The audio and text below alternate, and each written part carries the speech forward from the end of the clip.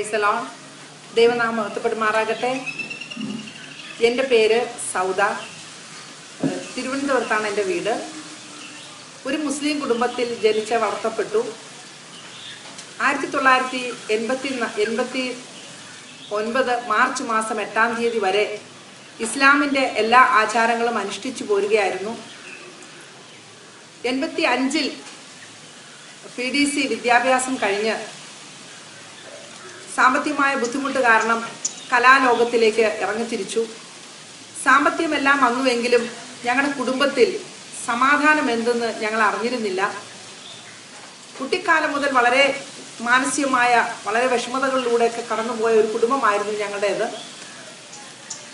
എന്നാൽ ഈ 1989 മാർച്ച് മാസം 8-ാം തീയതി അന്ന് രാത്രി എല്ലാവരും ഉറങ്ങിക്കഴിയുമ്പോൾ ഈ ലോകത്തു നിന്ന് വിട പറയണമെന്ന തീരുമാനത്തോടെ സന്ധ്യാസമയത്ത് ഞാൻ വീടിൻ്റെ മുൻവശത്തിരുന്നപ്പോൾ എൻ്റെ മദർ ഒരു ബൈബിൾ സത്യവേദ പുസ്തകം കൊണ്ട് എൻ്റെ കയ്യിൽ വെച്ച് തന്നിട്ട് പറഞ്ഞു, മോളെ, നിന്റെ നടുവേദന മാറും, ഈ ബൈബിൾ എടുത്ത് വായിക്കുകയെന്ന്. കാരണം ഞാൻ 6-ാം ക്ലാസ്സിൽ പഠിച്ചപ്പോൾ ഞാൻ വീണിട്ടുണ്ടായ ഒരു കേട് കാലങ്ങൾ കഴിയുന്തോറും എന്നെ കൂടുതൽ വേദനിപ്പിച്ചു കൊണ്ടിരുന്നു. ചികിത്സിച്ചിട്ടും അത് ഭേദമാകുന്നില്ല. ഞാൻ മുഖം പാടിയിരിക്കുന്നത് കണ്ടപ്പോൾ എൻ്റെ ഉമ്മ വിചാരിച്ചത് ഈ നടുവേദന കൊണ്ടാണ് എന്നാണ്. പക്ഷെ എൻ്റെ മനസ്സിൻ്റെ വേദന ആണ്. ഞാൻ വല്ലാതെ ഭാരപ്പെട്ടിരുന്ന് ഞാൻ മനസ്സുകൊണ്ട് എൻ്റെ ദൈവത്തോട് ഞാൻ പിറുപിറുത്തു കൊണ്ടിരുന്നു.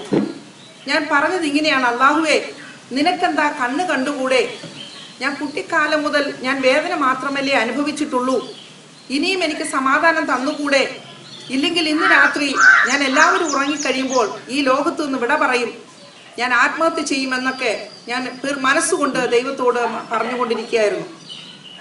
പക്ഷെ വേദപുസ്തകം എൻ്റെ കയ്യിൽ കിട്ടിയപ്പോൾ ഞാൻ ഇങ്ങനെ പറഞ്ഞു. കാരണം ഞങ്ങൾ കുട്ടിക്കാലത്ത് നബിമാരെ കൊണ്ട് വിശ്വസിക്കണമെന്ന് ഞാൻ പഠിച്ചിട്ടുള്ളത് കൊണ്ട് ഈസാ നബിയിൽ എനിക്ക് വിശ്വാസമുണ്ടായിരുന്നു. ഞാൻ ക്രിസ്ത്യൻ സ്കൂളിലാണ് പഠിച്ചത്. അങ്ങനെ യേശുവിനെ എനിക്കറിയാം. അല്ലാതെ യേശുവിനെ കുറിച്ചൊന്നും എനിക്കറിയില്ല. ഞായറാഴ്ച ദിവസം ക്രിസ്ത്യാനികൾ ബൈബിൾ കൊണ്ട് നടക്കുന്ന ആ ബൈബിളും കണ്ടിട്ടുണ്ട്. അതിനകത്ത് എന്താണെന്നോ അതിൻ്റെ ആചാരങ്ങൾ എന്തെന്നോ വിശ്വാസം എന്തെന്നോ ഒന്നും എനിക്കറിയില്ല. മാത്രമല്ല ഞങ്ങൾ അതൊന്നും പഠിക്കേണ്ട ആവശ്യവുമില്ല. ഇസ്ലാം മതമാണ് ശ്രേഷ്ഠമായ മതം, മുഹമ്മദ് നബിയാണ് ശ്രേഷ്ഠമായ നബി എന്നൊക്കെ ഞങ്ങളെ പഠിപ്പിച്ചിരിക്കുന്നത് കൊണ്ട് അതെൻ്റെ ഹൃദയത്തിൽ നിറഞ്ഞിരിക്കുകയാണ്. പക്ഷെ വേദപുസ്തകം കയ്യിൽ കിട്ടിയിട്ട് ഞാൻ വേദപുസ്തകം എടുത്തു വെച്ചുകൊണ്ട് ഞാൻ ഇങ്ങനെ പറഞ്ഞു, യേശുപ്പ, ഞാൻ എന്ത് എന്ന് ഞാൻ അറിയുന്നില്ല. ഒറ്റ ചോദ്യമേ ചോദിച്ചുള്ളൂ. പക്ഷെ എൻ്റെ ഹൃദയത്തിൽ ഒരു 100 ചോദ്യങ്ങളുണ്ട്. ബൈബിൾ തുറന്നു. യെശയ്യാവിൻ്റെ പുസ്തകം 54-ാം അധ്യായം തുറന്നു കിട്ടി. ഞാൻ ഇങ്ങനെ വായിച്ചു വന്നു. വായിച്ചപ്പോൾ ശുദ്ധ മലയാളം. കാരണം ഖുർആൻ പോലെ വായിച്ചാൽ അർത്ഥം വേറെ പഠിക്കണം എന്ന ഒരു ഗ്രന്ഥമാണ് ബൈബിൾ എന്നാണ് ഞാൻ വിചാരിച്ചിരുന്നത്. പക്ഷെ ഞാൻ വായിച്ചു വന്നപ്പോൾ അതിലെ 4-ാം വാക്യം, ഭയപ്പെടേണ്ട, നീ ലജ്ജിച്ചു പോകുകയില്ല, ഭ്രമിക്കേണ്ട, നീ നാണിച്ചു പോകുകയില്ല. ആ വചനം വായിച്ചപ്പോൾ എത്രയോ ടൺ ഭാരം എൻ്റെ മനസ്സിൽ നിന്ന് അലിഞ്ഞു പോയതുപോലെ എനിക്ക് അനുഭവപ്പെട്ടു. കാരണം ദിവസങ്ങൾ മാസങ്ങളായി എൻ്റെ ഹൃദയത്തിൽ എനിക്ക് ചിന്തിക്കാൻ കഴിയാത്ത ഭാരങ്ങളുമായി ഞാൻ ജീവിക്കുകയായിരുന്നു. ഒരു ചുവട് പോലും മുന്നോട്ട് വെക്കാൻ കഴിയാത്തൊരവസ്ഥ. പക്ഷെ ആ ഒരൊറ്റ വചനം വായിച്ചപ്പോൾ, നീ ഭയപ്പെടേണ്ട, നീ എന്ന വ്യക്തിയോട് പറയുന്നത് പോലെ, ഭയപ്പെടേണ്ട, നീ ലജ്ജിച്ചു പോകുകയില്ല, ഭ്രമിക്കേണ്ട, നീ നാണിച്ചു പോകുകയില്ല. എനിക്ക് വല്ലാതെ ആർത്തി തോന്നി. താഴോട്ട് ഞാൻ വേഗത്തിൽ വായിച്ചു. അതിൽ 6-ാം വാക്യം പറയുന്നു, ഉപേക്ഷിക്കപ്പെട്ട മനോവ്യസനത്തിലിരിക്കുന്ന സ്ത്രീയെ എന്ന പോലെ യഹോവ നിന്നെ വിളിച്ചിരിക്കുന്നു. കാരണം എനിക്ക് വല്ലാതെ ഭയം തോന്നി ആ വാക്യം വായിച്ചപ്പോൾ. കാരണം ഈ ബൈബിൾ കിട്ടുന്നതിന് 1 മിനിറ്റ് മുമ്പ് ഞാൻ വിശ്വസിച്ചു കൊണ്ടിരുന്ന അള്ളാഹുവിനോട് ചോദിച്ചത്, അള്ളാഹുവേ, നിനക്കെന്താ കണ്ണ് കണ്ടുകൂടെ? അപ്പോൾ എന്നെ കാണുന്ന ഒരു യഹോവയുണ്ട് എന്ന് എനിക്ക് ആ വചനം വായിച്ചപ്പോൾ മനസ്സിലായി. എന്നെ സൃഷ്ടിച്ചവനായ ദൈവം, അവൻ ഉറങ്ങുന്നില്ല, മയങ്ങുന്നില്ല, അവൻ എന്നെ കണ്ടുകൊണ്ടിരിക്കുന്നു എന്ന് ആ വാക്യം വായിച്ചപ്പോൾ എനിക്ക് മനസ്സിലായി. ഉപേക്ഷിക്കപ്പെട്ട് മനോവ്യസനത്തിലിരിക്കുന്ന സ്ത്രീയെ എന്ന പോലെ യഹോവ നിന്നെ വിളിച്ചിരിക്കുന്നു. നീ ഒരു സ്ത്രീയാണ്, നീ മനോവ്യസനത്തിലിരിക്കുകയാണ്, ഞാൻ നിന്നെ കാണുന്നു എന്ന് ആ വാക്യം വായിച്ചപ്പോൾ എനിക്ക് മനസ്സിലായി. ഭയം തോന്നി. പിന്നെ ഞാൻ താഴോട്ട് വായിച്ചു. അടുത്ത വാക്യം പറയും, ക്രോധാധിക്യത്തിൽ ക്ഷണനേരത്തേക്ക് എൻ്റെ മുഖം ഞാൻ നിനക്ക് മറച്ചു, ഇനി ഞാൻ നിത്യതയോട് നിന്നോട് കരുണ കാണിക്കും.